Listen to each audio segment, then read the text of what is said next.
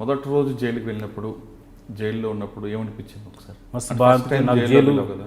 భయం అనిపించింది sir. Jail చూడంగానే నాకు చాలా భయం అనిపించింది. లోపల చాలామంది అప్పుడు పబ్లిక్ అందరు ఖైదీలను చూసేవరకు ఎవరు ఎట్లుంటారో అందరు బెదిరిస్తారు. ఏ దారా ఏం చేసినారో అది అని చెప్పి అంత టార్చర్ పెట్టి బట్టలు ఉతుకోవాలి, ప్లేట్లు కడగమని చాలా ఇబ్బంది పెట్టి సార్. ఇక నాకు ఫస్ట్ టైం జైలు పోవడం వల్ల భయం అయ్యి వాళ్ళు ఏ పని చెప్పినా కూడా నేను చేయనని మాత్రం అనకుండా ఏ పని చెప్పినా చేశాను సార్. నేను చేసి 14 రోజుల తర్వాత మా వాళ్ళు వచ్చి బెయిల్ తీసుకొని వచ్చేసారు. బెయిల్ తీసుకొని బయటకు వచ్చేసిన తర్వాత మళ్ళీ నా పనికి నేను ఉప్పర్ పనికి పోతున్నా సార్. పోతుంటే మళ్ళీ ఇతను ఒక 10-15 రోజులు గ్యాప్ చేసిన తర్వాత మళ్ళీ పాండాబాల దొంగతనం చేసిందని చెప్పి పట్టుకుపోయారు సార్. అతన్ని పట్టుకుపోయిన తర్వాత కూడా మళ్ళీ ఇద్దరం కలిసి చేసిన నేను సీన్ అని చెప్పి మళ్ళీ పట్టించాడు సార్. నన్ను మళ్ళీ పట్టిస్తే మళ్ళీ తీసుకొని మళ్ళీ కొట్టారు సార్. నేను చేస్తలేను సార్, పనికి పోతున్నా సార్. నేను అనుకోకపోతే నాకు ఇంతకుముందే అన్యాయంగా పెట్టారు సార్ అని చెప్పి అన్నా కూడా నన్ను వినలేదు సార్.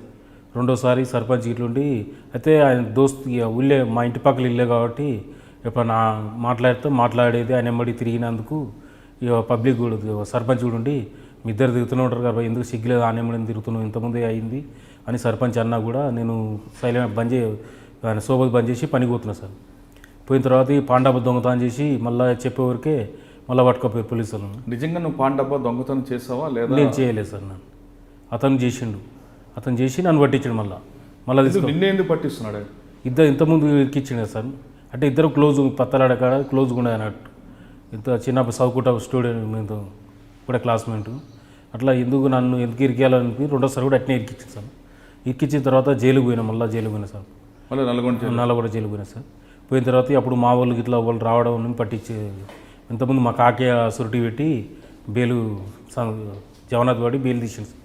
ఈ రెండోసారి కూడా ఇట్నే చెప్తే ఇంటలేడు. అయితే మా సొంత ఊరు సుంక్షాల సార్ మాది. అయితే మా అమ్మమ్మ వాళ్ళను ఒలిగొండ పుట్టి పెరిగి మొత్తం ఒలిగొండ నేను. అయితే ఒలిగొండలో దోస్తానం బట్టి నువ్వు ఇట్లా చేస్తున్నావు అని చెప్పి మా కాకేలు కూడా తిట్టి నన్ను ఊళ్ళో కూడా రానియలేదు సార్. మీరు రావద్దు మా ఊరికి, మా ఇజ్జత్ పోతుంది అన్నారు. తర్వాత ఇక నాకు బెయిల్ తీయలేదు సార్. నాకు బెయిల్ తీయకుండా అట్లా 6 నెలలు జైల్లోనే ఉన్నా సార్.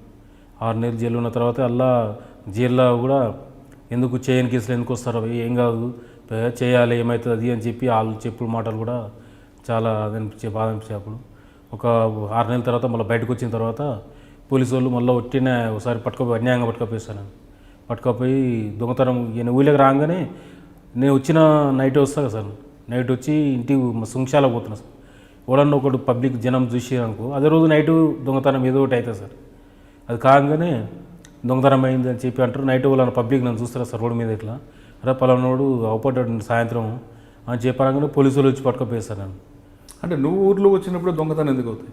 నాకు అదే అర్థమవుతలేదు సార్. నాకు అంటే నువ్వు నిజంగా చేయలేదా? నేను నిజంగా చేయలేదు సార్.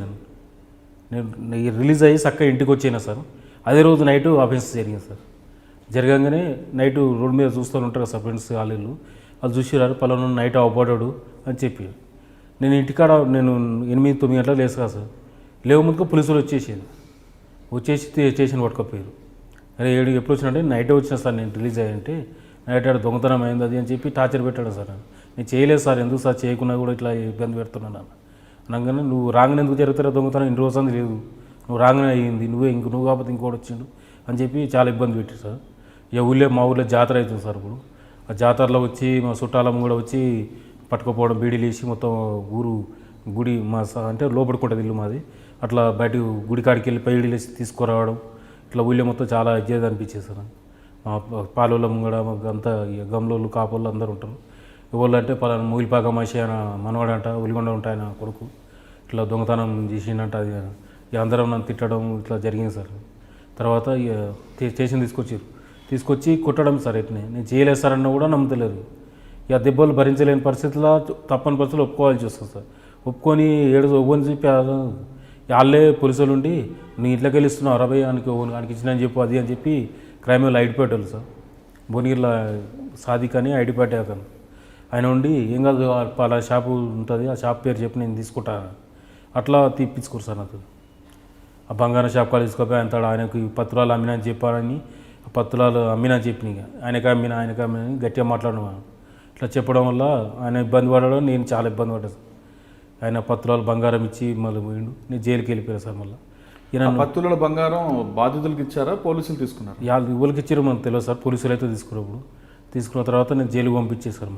మళ్ళీ అట్లా 1 ఇయర్ జైల్లోనే ఉన్నా సార్ నేను 1 ఇయర్. మళ్ళీ జైల్లోకి వెళ్తున్నప్పుడు జైలు అధికారులు చెప్పలేదు ఎందుకు ఎన్నిసార్లు వస్తా ఇక ఉన్నాడు? అప్పుడు ఇంత లేదు సార్ అప్పట్లో, ఇంత లేదు. పోయినా కూడా ఇక కిచెన్లో పని చేసుకుంటూ ఉండే సార్ ఇంక వెళ్ళాను. ఇక పని చేసుకుంటున్నా, నేను చేయకున్నా కూడా టార్చర్ బాగా పెట్టారని చెప్పి ఊరి మీద అప్పుడు కోపం వచ్చింది సార్ నాకు. ఊళ్ళో కూడా ఇంటికి వస్తే ఇంటికాడ మా వాళ్ళు పట్టించుకుంటలేరు, మాకు ఆకలి గట్ట తిరుగుతారు. నెక్స్ట్ ఒలిగొండలు ఉన్నా కూడా నేను అవపడితే దొంగతనం పెడుతురు అని చెప్పి ఒలిగొండ ఎస్ఐ అప్పుడు శ్రీనివాస నాయుడు అని అవుతాను ఉండే సార్. అప్పుడు ల్యాండ్ ఫోన్ లేకుండా ఏం లేకుండే నేను ఫోన్ చేసి క్రైమ్ చేసిన సార్. నేనే ఆయనకు ఫోన్ చేసి క్రైమ్ స్టార్ట్ చేసిన సార్ నేను. అప్పుడు పోలీసులకు ఫోన్ చేసి క్రైమ్ చేసాం. అవును సార్. అంటే జైలు నుంచి బయటకు వచ్చిన తర్వాత ఇక నేను చైన్ కిస్తాలో 3 సార్లు జైలు పోయినా సార్. పోయిన తర్వాత కూడా ఇక నన్ను ఊళ్ళే పట్టించుకోవట్లేరు. అమ్మ నాయన కూడా అప్పుడు మా అమ్మ అంటే నేను అవపడపోతే మా అమ్మ బాధపడేది. అలాంటిది అమ్మ నాయన కూడా నన్ను ఇక పట్టించుకోవట్లేదు సార్. జైలు పోయినా కూడా ఫస్ట్ టైం వచ్చిర్రు, ములాఖాతుకు మాట్లాడతానికి వచ్చిర్రు. రెండోసారి పోయినప్పుడు రాలేదు, మూడోసారి పోయినప్పుడు రాలేదు. ఇక తర్వాత కూడా వాళ్ళు వస్తారు, ఇంటికి వస్తేనే మాట్లాడుతారు కానీ ఇట్లా జైల్లో ఉన్నని వచ్చి కలవడం ఇలాంటివి ఏం లేదు సార్. ఇట్లా మూడోసారి బయటకు వచ్చిన తర్వాత ఇక నాకే ఇక ఇసుక అనిపించింది సార్. ఏమో చైన్ ముద్ర పడ్డది అని చెప్పి నేను చేసిన సార్. ఎస్ఐ మీద కోపంతో ఫోన్ చేసి నీ చేత చేసావు? ఒలిగొండ ఎస్ఐ శ్రీనివాస నాయుడు అని ఎస్ఐ. ల్యాండ్ ఫోన్ చేసావా? Land phone sir. అప్పుడు ఫోన్లు లేవు, సెల్ ఫోన్ లేకుండా సార్. ల్యాండ్ ఫోన్ నుంచి ఫోన్ చేసి ఇక నీకు చేతనైతే పట్టుకో సార్, నేను ఇంతవరకు చేయలేదు, 3 సార్లు చేయలేదు, 3 సార్లు జైలు పంపించారు. నన్ను అనవసరంగా నన్ను దొంగ పేరు చేసి నన్ను ఊళ్ళో కూడా మా సొంత ఊళ్ళో కూడా నన్ను రాణిస్తలేరు. ఇట్లా ఒలిగొండకు వచ్చి నేను అవపడితే దొంగతనం జరుగుతుంది, మరి ఓడి చేస్తున్నామో అలా పట్టుకుంటే చేత కాదు. నన్ను అవపడంగా నన్ను ఎత్తుకుపోయి ఇట్లా కొట్టడం, టార్చర్ పెట్టడం, జైలు పంపుతుర్రు. ఇప్పుడు నేను చేస్తా సార్, నీకు చేతనైతే నన్ను పట్టుకోయి అని చెప్పి ఫోన్లు చేసి దొంగతనం చేసిన సార్. ఏం దొంగతనం చేస్తాను? ఇల్లు తాళాలు వల్ల కొట్టినా సార్. ఒకటే నైటు 50 తాళాలు వల్ల కొట్టేసిన సార్. పగలు ఈ చేతనైతే పట్టుకో, ఈ సందులో చేస్తున్నా అని చెప్పేది ఎరతాడు చేయడం, అట్లా మొత్తం ముక్కు తిప్పలో పెట్టినా సార్. చాలా 50 ఇల్లు తాళాలు అవును సార్. ఇక దొరకపోని దొంగతనం అయిందా కాలేదా అని చెప్పి చాలా మస్తు. అంటే ఆ ఇంట్లో ఊర్లో అందరు తాళాలు వేసుకుంటారా? అంటే బావుల కాడికి అటు ఇటు పోతారు కదా సార్ పగలు. అంటే ఒకటే ఏరియాలో కాదు, ఇప్పుడు ఈడ చేసేది వీడికెళ్ళి ఇంకో తాడు అట్లా. ఒకటో రోజు ఇట్లా 50 తాళాలు దొంగతనం, మళ్ళీ పైసలు ఉండని లేకపోయినా సంబంధం లేదు. అయిందా కాలేదు దొంగ మొత్తం సమానంగా అంతా పడేసేది. ఏం దొంగతనం తీసుకొచ్చావా లేదా తాళాలు పగలు కూడా వచ్చావా? అంటే దొరికినే తీసుకొని పోవడం సార్. ఏం లేకుంటే ఇచ్చిపోయాడు మొత్తం మీద సదరది అన్ని సదరేది తీసుకుపోయి. అంటే ఒకే రోజు 50 తాళాలు వాళ్ళు కొట్టినాయి సార్. ఒకే ఊర్లో? ఒకటే ఊర్లో, ఒలిగొండ మండలంలో సార్. అది మండలంలో చేసేసింది చాలా. అప్పుడు నన్ను పట్టుకోవడానికి చాలా ట్రై చేసేది కానీ నేను 3 నెలలు దొరకలేదు సార్. 3 నెలలు దొరకలేదు. 3 నెలలు ఎక్కడున్నావు? ఊళ్ళోనే ఉంటున్నా.